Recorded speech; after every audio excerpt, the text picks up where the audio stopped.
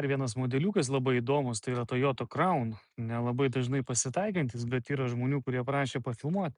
2023 metų 19 tūkstančių mylių nuvažiavęs hybridas, kaip matot, su priekiniu mušimu į priekinę dalį.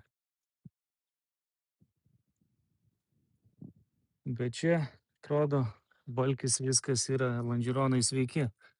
Nedėjo iki tiek.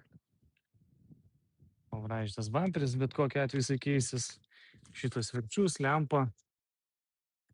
Čia va šiek tiek pavraižym, bet, kaip sakant, iki organų nedėjo.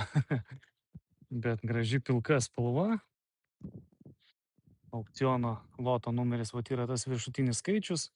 Parsiduoda draudimo kompanijos. Keletą pamraižymų ant durų šiek tiek yra. Jisai kūrėsi ir važiuoja. Didelė panorama, nesudaužyta. Labai įdomus modelis, kupė toksai, nežinau. Man jisai visai patinka, žinok. 4 varomi, kaip matot. Limited Edition. Tai labai gera komplektacija. Galinės kameros, 360, šildomos šaldomos sėdynės yra. Viskas, ko reikia geram, pigiam, saugiam važiavimui. Pasižiūrim į galą. Juodas salonas, šildomos sėdynės galinės. USB-C jau naujos jungtis gale. Nu, salonas tai puikios būklės. Einam, pažiūrėsim toliau. Galim nueit pabandyti užsivesti. Nes sako, kad kūrėsi ir važiuoja. Tai kaip žinot, visą laiką reikia pasitikrinti. Durės irgi švarios, sėdynės irgi švarios, kaip matot. Ekranai sveiki. Taip, bandom.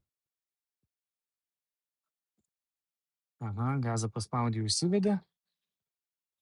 Čia pats žmogus užsidėjo kažkokiu tai navarotu JBL garso aparatūrą. Varikliukas dirba gražiai. Labai tvarkinga mašina. Labai kas keista, kad sėdynės labai patogios iš tikrųjų. Labai minkštos tokios. Kaip Toyota, tai labai didelis privalumas. Labai neblogas modelis. Pasižiūrėkit, draugai, jeigu kam įdomu, duokite žinot.